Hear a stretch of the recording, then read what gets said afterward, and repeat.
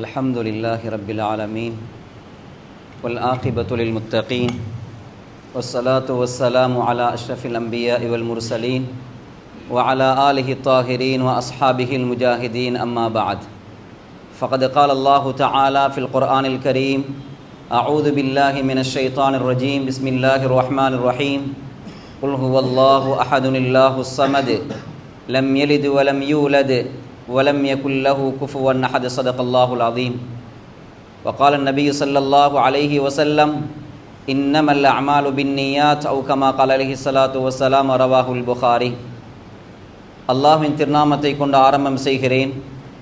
புகழ் அனைத்தும் அவனுக்கே உண்டாவதாக. சலாத் என்னும் கருணையும் சலாம் எனும் ஈடேற்றமும் எங்கள் தலைவர் முஹம்மது ஸல்லல்லாஹு அலைஹி வஸல்லம் அவர்கள் மீதும் அவர்களை பின்பற்றி வாழ்ந்த அன்னாரின் குடும்பத்தினர்கள் தோழர்கள் அனைவர்கள் மீதும் உண்டாவதாக. புனித ஜுமாவுடைய கடமையை நிறைவேற்றுவதற்காக வேண்டி அல்லாஹ்வின் மாளிகையிலே வந்தமர்ந்திருக்கும் அல்லாஹ்வின் அடியார்களே, அல்லாஹ்க்கு சுப்ஹானஹு வ தஆலா நாம் உலகிலே வாழ்கின்ற பொழுது எவைகளை எல்லாம் எடுத்து நடக்கும்படி கூறியிருக்கின்றானோ அவ்வாறான விடயங்களை முடிந்த அளவு நமது வாழ்க்கையிலே எடுத்து நடந்து கொள்ளும்படியும், மேலும் எவைகளை கூடாது தவிர்ந்து கொள்ளும்படி கூறியிருக்கின்றானோ அவ்வாறான விடயங்களை முற்றுமுழுதாக நமது வாழ்க்கையிலே தவிர்ந்து கொள்ளும்படியும் முதலில் எனக்கும் அப்பால் உங்களுக்கும் வசிய செய்து கொள்கிறேன். அல்லாஹ்வின் அடியார்களே, கண்ணியத்துக்குரிய சகோதரர்களே, ரமதானுடைய மாதத்தை எதிர்பார்த்தவர்களாக இருக்கிறோம். ஷஅபானுடைய மாதத்திலே நாம் இருக்கிறோம். ஷஅபானுடைய மாதம் என்பதும் அதுவும் சிறப்புக்குரிய மாதமாகத்தான் ஆக்கப்பட்டிருக்கிறது. ஸல்லல்லாஹு அலைஹி வஸல்லம் அவர்கள் பிரத்யேகமாக விசேஷமாக ஷஅபானுடைய மாதத்திலே அதிகமான நோன்புகளை நோட்பார்கள். சஹாபாக்கள் சில பொழுது கேட்பார்கள், ஏன் யா ரசூலல்லாஹ் எப்பொழுதும் இல்லாத இந்த காலத்திலே இந்த மாதத்திலே அதிகமான நோன்புகளை நோட்கிறீர்கள்? அதற்கு சொல்லுவார்கள் ஸல்லல்லாஹு அலைஹி வஸல்லம், ذَلِكَ شَهْرٌ يَغْفُلُ النَّاسُ عَنْهُ. இந்த ஷஅபானுடைய மாதம் இருக்கிறதே, ரஜபுக்கும் ரமதானுக்கும் இடைப்பட்ட இந்த மாதம் மக்கள் கவனையீனமாக இருக்கக்கூடிய மாதமாக இருக்கிறது. அமலிலே பொடுபோக்கு செய்யக்கூடிய ஒரு சந்தர்ப்பம் காணப்படுகிறது.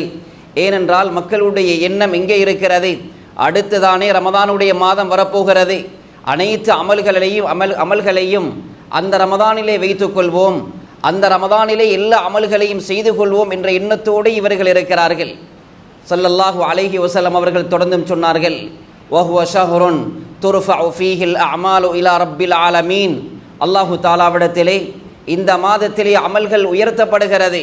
எனவே ஃபஉஹிப்பு ஐ யுர்ஃபஅ அமலி வ அன ஸாயிம்.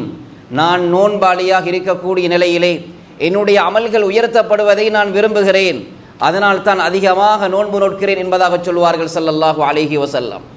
எனவே கண்ணியமானவர்களே, ரமதானுடைய மாதத்தை எதிர்பார்த்தவர்களாக ரமதானை ஆர்வத்தோடு நாம் எதிர்பார்த்து கொண்டிருக்கிறோம். இது ஈமானுடைய அடையாளம். நன்மை செய்வதற்கு யாருடைய உள்ளத்திலே இடம் இருக்கிறதோ, யாருடைய உள்ளம் அந்த நன்மையை செய்கின்ற பொழுது சந்தோஷப்படுகிறதோ, இது ஈமானுடைய அடையாளம் என்பதனை புரிந்து கொள்ள வேண்டும். ஸல்லல்லாஹு அலைஹி வஸல்லம் அவர்கள் சொல்வார்கள், இதா சர்ரத்க ஹஸனதுக வஸாஅத்க ஸய்யிஅதுக ஃபஅன்த முஃமின். நன்மை செய்கின்ற பொழுது உள்ளத்திலே சந்தோஷம் ஏற்படுகிறதா? பாவம் செய்கின்ற பொழுது அல்லது பாவத்தை காணுகின்ற பொழுது, பாவத்தோடு சம்பந்தப்படுகின்ற பொழுது உள்ளத்திலே ஒரு வகையான கவலை ஏற்படுகிறதா? நீங்கள் உங்களுடைய உள்ளத்திலே ஈமான் இருக்கிறது என்ற அடையாளத்தை புரிந்து கொள்ளுங்கள் என்பதாக சொன்னார்கள் ஸல்லல்லாஹு அலைஹி வஸல்லம். எனவே ரமதானுடைய அந்த வருகை யாருடைய உள்ளத்திலே இன்பத்தை, சந்தோஷத்தை, ஆனந்தத்தை ஏற்படுத்துகிறதோ அவர்களுடைய உள்ளத்திலே சிறிதளவேனும் ஈமான் இருக்கிறது என்ற அடையாளத்தை நாம் புரிந்து கொள்ள வேண்டும். ஸல்லல்லாஹு அலைஹி வஸல்லம் அவர்கள் ரமதானுடைய மாதத்தை வரவேற்றிருக்கிறார்கள். ரமதானுக்கு முன்னால் 2 மாதங்களுக்கு முன்னாலேயே துஆ செய்வார்கள். அல்லாஹும்ம பாரிக் லனா ஃபீ ரஜப வ ஷஅபான் வபல்லிக்னா ரமதான். யா அல்லாஹ், ரஜபுடைய ஷஅபானுடைய இந்த 2 மாதங்களிலும் எங்களுக்கு பரக்கத்து செய்வாயாக. அடுத்து வரக்கூடிய ரமதான், அந்த ரமதானுடைய மாதத்தை அடைந்து கொள்ளக்கூடிய பாக்கியத்தை தருவாயாக.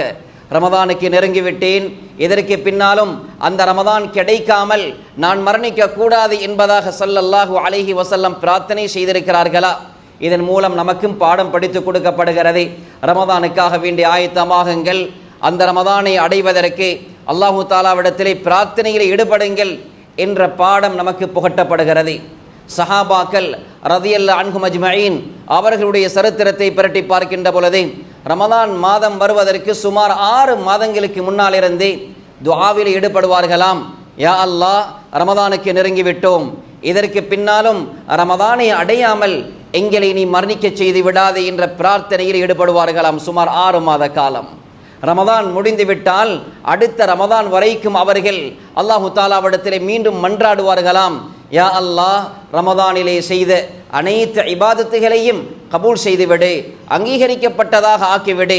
நான் தொழுத தொழுகை, நாம் ஓதிய திலாவத், நாம் செய்த தௌபா, இஸ்திக்ஃபார், சதகா, ஜகாத் போன்ற அனைத்து அமல்களையும் அங்கீகரிக்கப்பட்டதாக ஆக்கிவிடு என்ற பிரார்த்தனையில் ஈடுபடுவார்களாம். அப்படி பார்க்கின்ற பொழுது அந்த நல்ல மக்களுக்கு ரமதானுடைய மாதம் மாத்திரமல்ல, ரமதானுடைய சிந்தனை ஏற்பட்டிருக்கிறது.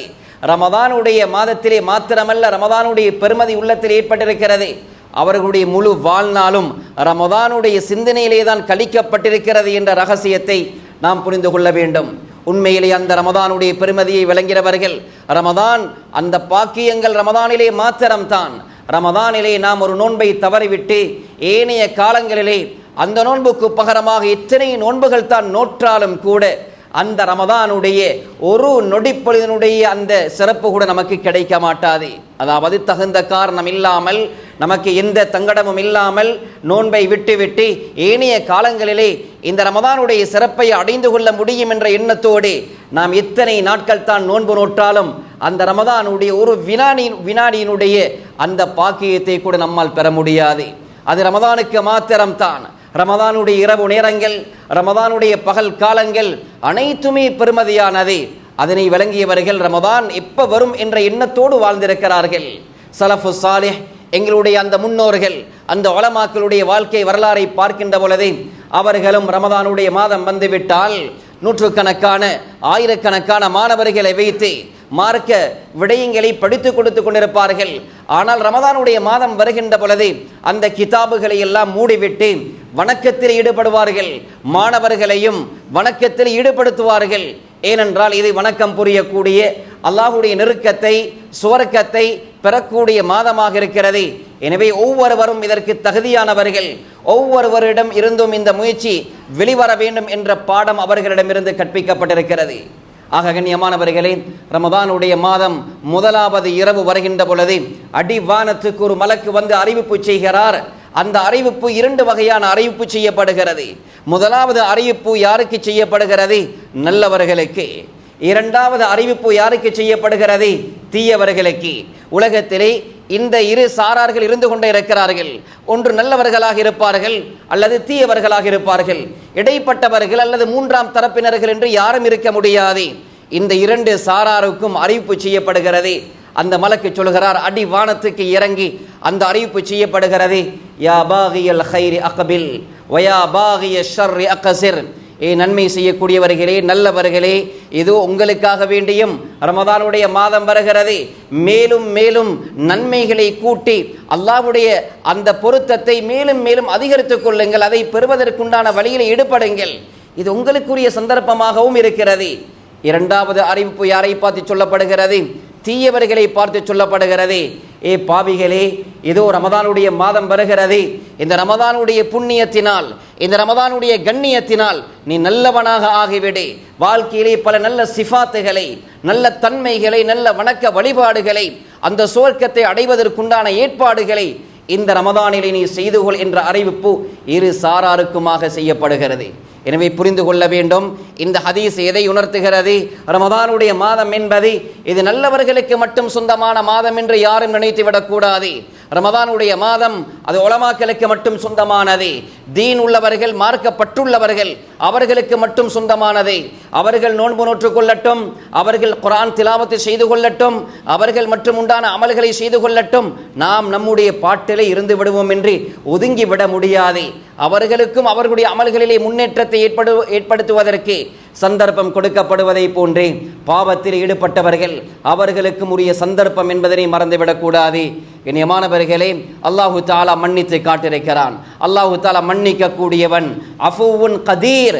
அல்லாஹ் எப்படி மன்னிக்கிறான் தெரியுமா? அவனுடைய மன்னிப்பு என்பது கோழைத்தனமான மன்னிப்பு அல்ல. நம்மை ஒருவரை எதிர்த்து விட்டார் அல்லது நமக்கு ஒருவர் அடித்து விட்டார் என்று சொன்னால் உண்மையிலே நமக்கு அவரை எதிர்க்க முடியாது, எதிர்த்து தாக்க அடிக்க முடியாது. நாம் உடல் ரீதியாக பலகீனப்பட்டவர்களாக இருக்கிறோம். அதனால் சொல்லுகிறோம், உன்னை நான் மன்னித்து விட்டேன். இது போன்ற மன்னிப்பல்ல அல்லாஹுடைய மன்னிப்பு என்பது. அல்லாஹுடைய மன்னிப்பு என்பது தண்டிக்க முடியுமாக இருந்தும் அல்லாஹ் மன்னிக்கிறான். இது அவனுடைய பேருபகாரமாக இருக்கிறது. அஃபூவுன் கதீர், அல்லாஹு தஆலா தண்டிக்க முடியுமாக இருந்தும் மன்னிக்க கூடியவன்.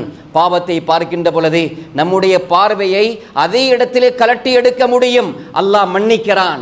பாவத்தை கேட்கின்ற பொழுது நம்முடைய செவிப்புலன்களை அந்த இடத்திலே கலட்டி எடுக்க முடியும், அல்லாஹ் மன்னித்து விடுகிறான். ஹராமான காரியத்திலே நேரடியாக சம்பந்தப்படுகிறோம், அல்லாஹு தஆலா எமக்கு அந்த இடத்திலே வானத்திலிருந்து தண்டனையை இறக்க முடியும்.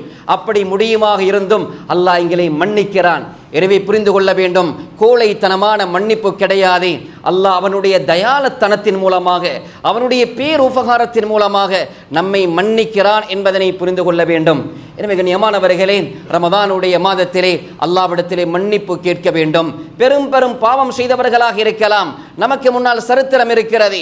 ஒரு கொலை அல்ல, 100 கொலை செய்தவனை கூட அல்லாஹ் மன்னித்திருக்கிறான். தன்னுடைய கரத்தினால் நேரடியாக 100 பேரை கொலை செய்தவனை மன்னித்த சரித்திரம் நம்மிடத்தில் இருக்கிறது. எனவே கண்ணியமானவர்களே, கொலையாளிகளை அல்லாஹ் மன்னிப்பான் என்ற பாடம் அதன் மூலமாக உணர்த்தப்படுகிறது. மது பிரியர்களாக இருந்தவர்கள், போதை வஸ்துக்கு அடிமையாக இருந்தவர்கள், அவர்கள் மன்னிக்கப்பட்ட வரலாறு நமக்கு முன்னால் இருக்கிறது. ஜினா என பல தவறுகளை செய்தவர்கள், அவர்கள் மன்னிக்கப்பட்ட வரலாறு குர்ஆனிலும் ஹதீஸிலும் சொல்லப்பட்டிருக்கிறது. எனவே நமக்காக ஆறுதலுக்காக சொல்லப்படுகிறது, ஏதோ தவறு நடந்து விட்டது, தெரிந்து செய்துவிட்டோம் அல்லது தெரியாமல் செய்துவிட்டோம், அப்படி இருந்துவிடக் கூடாது. அல்லாஹ்விடத்திலே மன்னிப்பை பெற வேண்டும், அவனிடத்திலே தௌபாவை பெற வேண்டும். அந்த நரக நெருப்பிலிருந்து நாம் நம்மை பாதுகாத்துக் கொள்ள வேண்டும். அல்லாஹ் இரக்கமுள்ளவன், அல்லாஹ் மன்னிக்க கூடியவன், அல்லாஹ் நரகத்திலிருந்து விடுதலை செய்யக்கூடியவன். அத்தனை பாக்கியங்களும் ரமதானிலே விசேஷமாக கொடுக்கப்படுகிறது. எல்லா காலங்களிலும் சொல்லப்பட்ட விடயங்கள் கொடுக்கப்பட்டாலும் இந்த ரமதானிலே பிரத்யேகமாக இந்த பாக்கியங்கள் கொடுக்கப்படுகிறது. நரகம் என்பது சாதாரணமான ஒன்று கிடையாது. இத்துக்கும் மினன்னார், நரகத்திலிருந்து விடுதலை செய்யப்படக்கூடிய மாதம் ரமதானுடைய மாதம். குர்ஆன் சுருக்கமாக சொல்கிறது, அல்லாஹு தஆலா நரகத்தை படைத்தவன். அவன் என்ன சொல்கிறான் தெரியுமா? நரகத்தை பற்றி சிறியொரு வசனத்தை சொல்கிறான். ஏராளமான வசனங்கள் சொல்லப்பட்டிருக்கிறது. சிறியொரு வசனத்திலே ஆழமான கருத்து அந்த இடத்திலே புகட்டப்படுகிறது.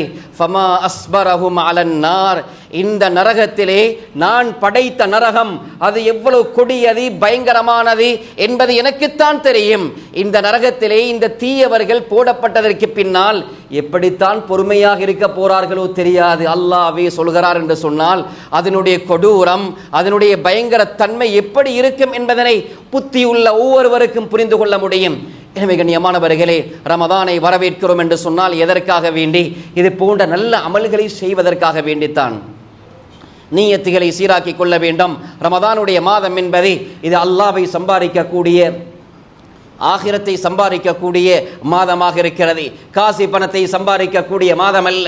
சிலர்கள் குறுகிய சிந்தனையுடையவர்கள் யோசிக்கிறார்கள், எங்களுடைய முஸ்லிம் சமூகம் நோன்பு பெருநாளைத்தான் விசேஷமாக கொண்டாடுவார்கள், எதை அறிமுகப்படுத்துவது? பெண்களுடைய ஆடைகள் எதை அறிமுகப்படுத்தலாம்? வாலிபர்களுக்கு சிறியவர்களுக்கென எந்த ஆடைகளை எந்த நாட்டிலிருந்து இறக்குமதி செய்து அறிமுகப்படுத்தலாம்? குறுகிய சிந்தனை உடையவர்கள் ரமதானுடைய மாதத்திலே துனியாவை சம்பாதிப்பதற்குண்டான விடயத்திலே கவனத்தை செலுத்துகிறார்கள். கூடாது என்று சொல்ல வரவில்லை கண்ணியமானவர்களே, ஆனாலும் முழு கவனமும் ரமதானுடைய அந்த பாக்கியங்கள், அந்த சிறப்பம்சங்கள் பெறுவதில் இருக்க வேண்டும். அது ஏனைய விடயங்கள் அதை பக்கத்திலே வைத்துக் கொண்டு செய்யக்கூடியவர்களாக நாம் ஆக வேண்டும். இஃப்தாருடைய நேரத்தை பார்க்கின்ற பொழுது ஆங்காங்கே ஏனைய காலங்களிலே தொழில் வாய்ப்பிலே ஈடுபடாதவர்கள் கூட அந்த இஃப்தாருடைய நேரத்திலே அதாவது சோட்டிஸ் போன்றவைகள் இஃப்தாருக்கு தேவையானவைகளை அங்கே தயாரித்து விற்பனை செய்தால் காசி பணத்தை சம்பாதிக்க முடியும் என்ற குறுகிய சிந்தனை உடையவர்களாக இருக்கிறோம். இஃப்தாருடைய நேரம் என்பது எவ்வளவு பரக்கத்தான நேரம், துஆக்கள் அங்கீகரிக்கப்படக்கூடிய நேரம், அல்லாஹ்வுடைய ஹஸானாக்கள் இருந்து சன்மானங்கள் வழங்கப்படக்கூடிய நேரம். எனவே கண்ணியமானவர்களை சுருக்கமாக சொல்கிறேன், எங்களுடைய ஒவ்வொரு வினாடியையும் எவ்வாறு கழிக்க வேண்டும் என்ற திட்டத்தை நாம் இட வேண்டும், அந்த திட்டத்தை நாம் போட வேண்டும். நாம் நோன்பு நோட்பதோடு அதே போன்றுதான் ஏனையவர்கள், நம்முடைய பொறுப்புக்கு கீழால் உள்ளவர்கள், அவர்களையும் நோன்பு பிடிக்க பழக்க வேண்டும். ஒரு விடயத்தை புரிந்து கொள்ள வேண்டும். ரமதானுடைய மாதத்திலே செய்யப்பட வேண்டிய ஆக முக்கியமான தலையான விடயம் என்ன, கடமையான பொறுப்பான விடயம் என்ன, ஆக சிறந்த அமல் என்ன? அந்த ரமதானுடைய கடமையாக்கப்பட்ட நோன்பை நோட்பதுதான். அதுதான் ரமதானுடைய மாதத்திலே செய்யப்பட வேண்டிய பிரத்யேகமான அமலாக இருக்கிறது. அதை விட்டு நாம் என்ன எல்லாம் செய்து கொண்டிருக்கிறோம். நம்முடைய அமல்கள் அனைத்தும் குறைபாடுடையதாகத்தான் இருக்கும், பூர்த்தியானதாக அமைய மாட்டாது. எனவே ரமதானிலே நோன்பு நோட்க வேண்டும். தகுதியான எந்த காரணமும் இல்லாமல் நோன்பை விடுவது அது பெரிய பாவம். எப்படி ஒரு நேர தொழுகையை தவற விடுவது எவ்வளவு கொடிய பெரிய பாவமாக இருக்கிறதோ அதே போன்றுதான் ஒரு நோன்பை நாம் சாதாரணமாக விட்டு விடுகிறோம். எதற்காக வேண்டி பஜாரிலே நோன்பு பிடித்துக் கொண்டு இருக்க முடியாது, சின்ன காரணத்துக்காக நோன்பை விடுகிறோம். சின்ன ஒரு வருத்தம் வருகிறது, நோன்பை விட்டு விடுகிறோம். சின்ன ஒரு பயணம் வருகிறது, நோன்பை விட்டு விடுகிறோம். அல்லாஹ் மன்னிக்க வேண்டும். கண்ணியமானவர்களே, அந்த நோன்பை விட்டு தகுந்த காரணம் இல்லாமல் நோன்பை விட்டு அந்த நாளிலே நாம் இருக்கிறோமா, அந்த நாள் நமக்கு தருத்திரியமானதாகத்தான் அமைய போகிறது. அதிலே எந்த பரக்கத்தையும் எதிர்பார்க்க முடியாது. எனவே ரமதானுடைய மாதம் அதிலே செய்யப்பட வேண்டிய பிரத்யேகமான அமல் நோன்பு நோட்பதுதான். அதிலே சட்ட திட்டங்கள் ஏராளம் இருக்கிறது. கண்ணியமானவர்களே, உலமாக்களை அணுகி கேட்டுக்கொள்ள வேண்டும், படிக்க வேண்டும். தொழுகையுடைய விடயத்தை படிக்க வேண்டும், நோன்பினுடைய விடயத்தை படிக்க வேண்டும். ஹுதைஃபா ரலியல்லாஹு அன்ஹு அவர்கள் பார்க்கிறார்கள், ஒருவர் தொழுது கொண்டிருக்கிறார், அவருடைய தொழுகை முறையானதாக இல்லை, ருக்குஐ ஒழுங்காக செய்யவில்லை, சுஜூதை முறையாக செய்யவில்லை. தொழுது முடிந்ததற்கு பின்னால் அந்த மனிதரை வரவழைத்து கேட்டார்கள், முந்து கம் துசல்லி ஹாதிஹி ஸலா, எவ்வளவு காலமாக நீ இப்படி தொழுகிறாய், இந்த தொழுகையை எவ்வளவு காலமாக தொழுது கொண்டிருக்கிறாய்? அவர் சொன்னார், முந்து 40 சனா, நான் 40 வருஷமாக தொழுது கொண்டிருக்கிறேன். சொன்னார்கள் சஹாபி ஹுதைஃபா ரலியல்லாஹு அன்ஹு அவர்கள் சொன்னார்கள், மா ஸல்லைத முந்து 40 சனா, நீ 40 வருடமாக தொழுதே இல்லை என்பதாக சொன்னார்கள். ஏதோ தொழுது விட்டோம் என்று, யா அல்லாஹ் கடனை கொடுக்கிற மாதிரி நான் தொழுது விட்டேன், நீ எடுக்கிறண்டா எடு, இல்லாட்டி போ என்று நாம் நம்முடைய தொழுகையுடைய முறைகளை ஆக்கி கொண்டிருக்கிறோம். கண்ணியமானவர்களே, ஒரு விடயத்தை புரிந்து கொள்ள வேண்டும். தொழுகையாக இருந்தால் தான் அங்கீகரிக்கப்படும். ஏனைய அமல்கள் அதுக்கு சொல்லப்பட்ட விதத்திலே செய்யப்பட்டால் மாத்திரம் தான் அங்கீகரிக்கப்படும். இல்லை என்றிருந்தால் தெளிவான ஹதீஸ் வந்திருக்கிறது, தொழுகை பழைய துணியை போன்று சுருட்டி முகத்திலே அடிக்கப்படும், நீயும் உன்னுடைய தொழுகையை வைத்துக்கொள் என்று சொல்லப்படும் என்ற விடயம் ஹதீசுகளிலே பதிவு செய்யப்பட்டிருக்கிறது. அது தொழுகைக்கு மாத்திரமான ஒன்றல்ல. ஏனைய அமல்களும் முறை தவறி செய்யப்பட்டிருந்தால் நீயும் நோட்ட நோன்பும் இதோ பிடித்துக்கொள் என்று ரிட்டன் நம்முடைய கையிலே ஒப்படைக்கப்பட்டுவிடும். நீயும் உன்னுடைய ஹஜ்ஜும் என முறையாக செய்யப்படாத ஹஜ்ஜி, முறையான செய்யப்படாத உம்ராக்கள் நமக்கு பழைய துணியை சுருட்டி முகத்திலே அடிக்கப்படுவதை போன்று அடிக்கப்பட்டுவிடும் என்ற பாடத்தையும் நாம் மறந்துவிடக் கூடாது. எனவே படிக்க வேண்டும் கண்ணியமானவர்களே, பழக்க வேண்டும். நம்முடைய வீட்டிலே உள்ள சிறு பிள்ளைகளுக்கு பழக்க வேண்டும். ருபை பின்த் முஅவ்வித் ரலியல்லாஹு அன்ஹு அவர்கள் சொல்கிறார்கள், குன்னா நுஸவ்விமு சிபியானனா, எங்களுடைய வீட்டில் இருக்கக்கூடிய சிறிய பிள்ளைகளுக்கு நோன்பு நோட்பதற்கு நாம் பழக்குவோம். என்ன நோன்பு தெரியுமா? அந்த ரிவாயத்தை பாருங்கள், நசாயிலையும் பதிவு செய்யப்பட்டிருக்கிறது. ஃபர்தான ரமதானுடைய நோன்பு அல்ல, ஆஷூராவுடைய அந்த நோன்புடைய விடயத்திலே தான் சொல்கிறார்கள். முஹர்ரமுடைய மாதத்திலே வரக்கூடிய அந்த சுன்னத்தான நோன்பினுடைய பயிற்சியே கொடுக்கப்படுவதாக இருந்தால் ஃபர்தான நோன்பை விட்டு வைப்பார்களா? கண்ணியமானவர்களே, பொறுப்பானவர்கள் யோசிக்க வேண்டும். பிள்ளைகள் சிறியவர்கள் என்று விட்டு விடுகிறோம். எதை பார்த்து சந்தோஷப்பட வேண்டும் என்பதை பெற்றோர்களுக்கு தெரியாது. ஆடுவதை பார்த்து ஒரு கூட்டம் சந்தோஷப்படுகிறது, பாடுவதை பார்த்து ஒரு கூட்டம் சந்தோஷப்படுகிறது, ஓடுவதை பார்த்து ஒரு கூட்டம் சந்தோஷப்படுவது. ஆனால் நம்முடைய பிள்ளை குர்ஆன் ஓதுகிறதே, நம்முடைய பிள்ளை தொழுகிறதே, நம்முடைய பிள்ளை நோன்பு நோட்கிறதே என்று பார்த்து சந்தோஷப்படக்கூடியவர்கள் மிச்சம் அரிதானவர்கள். எனவே கண்ணியமானவர்களை, ஹதீஸ்களை பார்க்கின்ற பொழுது பெற்றோர்கள் குழந்தைகளை வைத்து எந்த விடயத்தை சந்தோஷப்பட வேண்டும், இந்த அனைத்து பாடங்களும் நமக்கு புகட்டப்பட்டிருக்கிறது. எனவே நோன்பு நோட்க அவர்களுக்கு பழக்க வேண்டும். அதே போன்று கண்ணியமானவர்களே, ரமதானுடைய காலத்திலே தொழுகையுடைய விடயத்திலே பேணுதல் காட்ட வேண்டும். இமாம் ஜமாத்துக்கு கவனம் செலுத்த வேண்டும். குர்ஆன் இறக்கப்பட்ட மாதம், குர்ஆனுக்கு கூடிய கவனம் செலுத்தப்பட வேண்டும். சதகாவுடைய மாதம், ஜகாத் கொடுக்கப்படக்கூடிய மாதம், அதிலே நாம் அந்த அமல்களை செய்ய வேண்டும். தனவந்தர்கள், செல்வந்தர்கள், அவர்கள் எல்லோரையும் போன்று எல்லா அமல்களை செய்தாலும் அவர்களுக்கென பிரத்யேகமான அமல்களில் ஒன்றுதான் அவர்கள் செய்யக்கூடிய விசேஷமான அமல் தான் அவர்களுக்கு கொடுக்கப்பட்ட அந்த தர்மத்திலிருந்து செலவு செய்வது. நஃபகா என்பது, இன்ஃபாக் என்பது அந்த செல்வந்தர்களிடமிருந்து பிரத்யேகமான அமலாக எதிர்பார்க்கப்படுகிறது. முறையாக இஹ்லாஸோடு அல்லாஹ்விடத்திலே கூலிகளை எதிர்பார்த்து செய்யப்படுகின்ற பொழுது அவைகளுக்கு அல்லாஹ்வுடைய புறத்திலிருந்து இன்ஷா அல்லாஹ் நமக்கு கூலிகள் வழங்கப்படும். அதே போன்றுதான் தௌபா இஸ்திக்ஃபாருடைய விஷயத்திலே கூடுதல் கவனம் செலுத்த வேண்டும். யமானவர்களே, புதிய சகோதரர்கள் ரமதானுடைய காலத்திலே பள்ளிவாசலுக்கு வருவார்கள். அவர்களை அரவணைக்க வேண்டும். அவர்களை நாம் புறக்கணிக்க கூடாது. அவர்களை தகாத வார்த்தைகளை சொல்லக்கூடாது. ரமதான் வர வேண்டுமா பள்ளிவாசலுக்கு வருவதற்கு அவ்வாறு சொல்லி அவர்களை கேவலப்படுத்தி இழிவுபடுத்தி பள்ளிவாசலை விட்டும் அவர்கள் ஒதுங்கிவிட்டால் அந்த பாவத்துக்கு அவர்கள் மட்டுமல்ல பொறுப்பு. நம்மின் மூலமாக அந்த பாவம் நடைபெற்றது என்ற காரணத்தினால் அந்த பாவத்தில் பங்கு நமக்கும் வந்து சேர்ந்துவிடும். அவர்களை அரவணைக்க வேண்டும். ரமதான் முடிந்ததற்கு பின்னாலும் அவர்களை பள்ளிவாசலோடு எவ்வாறு தொடர்பு வைத்துக் கொள்வதற்கு நமக்கு வழிகாட்ட முடியுமோ அந்த வழிகாட்டல்களை சொல்ல வேண்டும். தொழுகை பிழையாக இருக்கலாம், பார்த்து சிரிக்க கூடாது, பக்கத்திலே அழைத்து இல்லை இவ்வாறு தான் தொழ வேண்டும், இவ்வாறு தான் உங்களுடைய ருக்கு அமைய வேண்டும், சஜிதா அமைய வேண்டும், நோன்பினுடைய விஷயத்தில் இவ்வாறு தான் இருக்க வேண்டும், இப்படி அழகாக சொல்லிக் கொடுத்து அரவணைத்து அவர்களை பள்ளிவாசலுக்குள் தக்க வைத்துக் கொள்ளக்கூடிய அந்த விடயத்திலும் நாம் கவனம் செலுத்த வேண்டும். எனவே கண்ணியமானவர்களை சுருக்கமாக சொல்கிறேன், உலகத்திலே வாழ்ந்து கொண்டிருக்கிறோம். நாம் அனைவரும் மரணிக்கக்கூடியவர்கள். நாம் என்ன துறையிலே, அது தீனிலேயாக இருக்கலாம், துனியாவிலேயாக இருக்கலாம், நாம் என்ன துறையிலே கொடிகட்டி பறந்தாலும் மரணம் என்பது நிச்சயம். அந்த மரணம் எந்த கோலத்திலே, எந்த வடிவத்திலே, எந்த நிலைமையிலே வரப்போகிறதோ அதை வைத்துத்தான் நம்முடைய முடிவு எடுக்கப்பட போகிறது. கண்ணியமானவர்களே, அது உலக அமைப்பாக இருக்கலாம், தீனுடைய அமைப்பாக இருக்கலாம். நம்முடைய உடல் ஆரோக்கியத்துக்கு கவனம் செலுத்துகிறோம். உலகத்திலே வாழ்கின்ற பொழுது உடல் ஆரோக்கியத்துக்கு கவனம் செலுத்துகிறோம். வைத்தியர்கள் என்று சொல்லிக்கொண்டு அடுத்தவர்களுடைய உடல் ஆரோக்கியத்துடைய விஷயத்திலே கவனம் செலுத்துகிறோம்.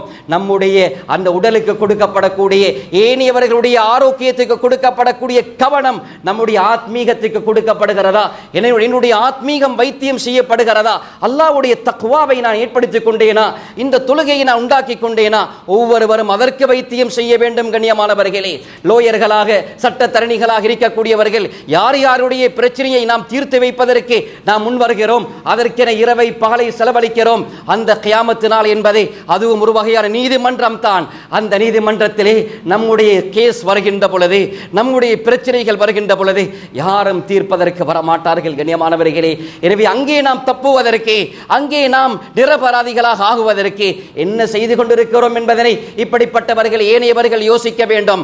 இன்ஜினியர்களாக இருக்கலாம், அந்த கட்டிடம் இப்படி அமைய வேண்டும், இந்த பூமியில் இத்தனை தட்டை ஏற்ற முடியும் என்று நாம் திட்டமிட்டு சொல்கிறோம், படித்த படிப்பை வைத்து சொல்கிறோம். கபரு என்பதும் வீடுதான். கண்ணியமானவர்களே, அதற்கும் பிளேன் தேவை, அதற்கும் திட்டம் தேவை. கபரு என்பது சொருக்க பூஞ்சோலை அல்லது நரக படுகொலை என்பதாகத்தான் சொல்லப்பட்டிருக்கிறது. எனவே அந்த சொருக்க பூஞ்சோலையாக ஆக்குவதற்கு அந்த பில்டிங் எப்படி அமைய வேண்டும், அந்த வீடு எப்படி அழகாக ஆக வேண்டும் திட்டமிடுகிறோமா? கண்ணியமானவர்களே, யோசிக்க வேண்டும். நல்ல மக்கள், ஏனையவர்கள் எல்லோரும் யோசித்து அந்த மௌத்துக்காக வேண்டி நாம் ஆயத்தமாக வேண்டும். குர்ஆன் சொல்கிறது, ஃபமன் ஸுஹ்ஸிஹ அனின் நாரி வ உத்கில அல் ஜன்னத ஃபகத் ஃபாஸ். நரகத்தை விட்டும் தூரமாக்கப்பட்டு அந்த சுவர்க்கத்திலே யாரெல்லாம் நுழைவிக்கப்படுகிறார்களோ அவர்கள் தான் வெற்றியாளர்கள் என்று அல்லாஹ் சொல்லிவிட்டான். எனவே அதற்கு மாற்றமாக எவரும் வெற்றியாளர்களாக இருக்க முடியாது. உலகத்திலே வெற்றி வெற்றி என்று வெற்றி கொண்டாட்டங்கள் நடத்தினாலும் இந்த சொல்லப்பட்ட வெற்றியாளர்களை தவிர வேறு எவருமே அல்லாஹ்வுடைய பார்வையிலே வெற்றியாளர்களாக இருக்க முடியாது. எந்த விடயங்கள் பேசப்பட்டதோ அந்த விடயங்களை வாழ்க்கையிலே கடைபிடிக்கக்கூடிய பாக்கியத்தை நம் அனைவருக்கும் நசீபாக்குவானாக. நம்முடைய முடிவுகளை நல்ல முடிவாக ஆக்குவானாக. இந்த ரமதானை அடையக்கூடிய பாக்கியத்தை தந்துவிடையா அல்லாஹ். ரமதானுக்கு நெருங்கிவிட்டோம். ரமதானுடைய அத்தனை சன்மானங்களையும் நமக்கு தந்துவிடு. ரமதானிலே உன்னுடைய ரஹ்மத், உன்னுடைய மக்ஃபிரத், இத்கும் மினன் நார் அத்தனைக்கும் பாக்கியம் பெற்றவர்களாக ஆக்கிவிடு. ரமதானுடைய காலத்தில் ஆரோக்கியத்தை தந்துவிடு யா அல்லாஹ். எங்களுடைய பெற்றார்கள், உஸ்தாதுமார்கள், மனைவி மக்கள், குழந்தைகள் அனைவருடைய பாவனை மன்னித்து விடு.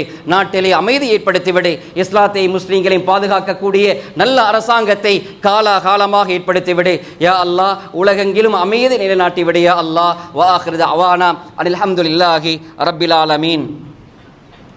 அல்ஹம்துலில்லாஹி வஹ்தஹு வஸ்ஸலாத்து வஸ்ஸலாமு அலா மன் லா நபிய்ய பஅதஹு.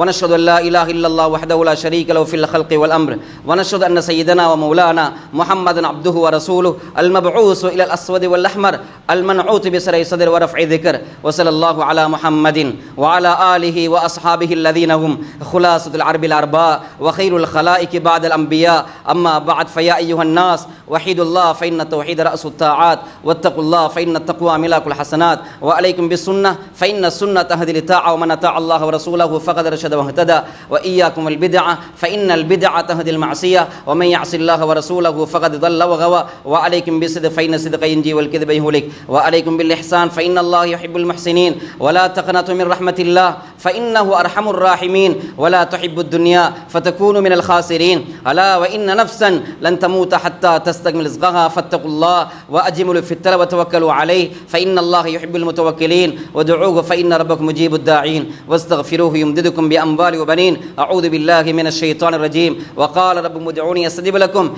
إن الذين يستكبرون عن عبادتي سيدخلون جهنم داخرين. بارك الله لنا ولكم بالقرآن العظيم ونفعنا وإياكم بالآيات والذكر الحكيم. أستغفر الله لي ولكم ولسائر المسلمين واستغفروه إنه هو الغفور الرحيم.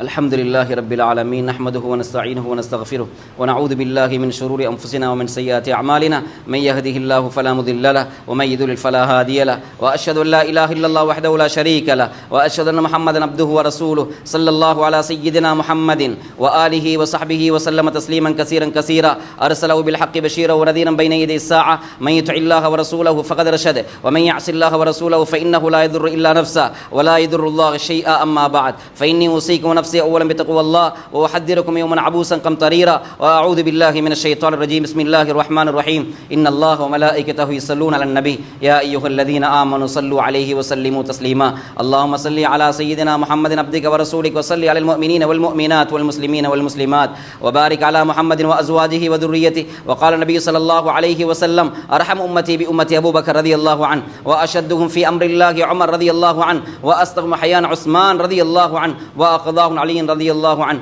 وفاطمة سيدة نساء أهل الجنة والحسن والحسين سيدا شباب أهل الجنة رضي الله تعالى عنهم وحمزة أسد الله وأسد رسوله صلى الله عليه وسلم رضي الله عنه. اللهم اغفر لعباس ولده مغفرة ظاهرة باطنة لا تغادر ذنبا. الله في أصحابي لا تتخذوهم غرضا من بعدي فمن أحبهم فبحبي أحبهم فمن أبغضهم فببغضي أبغضهم وخير أمتي قرني ثم الذين يلونهم ثم الذين يلونهم. اللهم اغفر للمؤمنين والمؤمنات والمسلمين والمسلمات الأحياء منهم والأموات. اللهم جنا من النار اللهم جنا من النار اللهم جنا من النار. اللهم لا تشوي خلقنا بالنار. اللهم ايد الإسلام وأنصاره وأذل الشرك وأشراره. اللهم وفقنا لما تحب وترضى واجعل آخرتنا خيرا من الأولى. اللهم انصر من نصر دين سيدنا محمد صلى الله عليه وسلم واجعلنا منهم وخذل من خذل دين سيدنا محمد صلى الله عليه وسلم ولا تجعلنا منهم برحمتك يا أرحم الراحمين. عباد الله رحمكم الله إن الله يأمر بالعدل والإحسان وإيتاء ذي القربى وينهى عن الفحشاء والمنكر والبغي يعظكم لعلكم تذكرون. اذكروا الله العظيم يذكركم ودعوه يستجب لكم ولذكر الله أكبر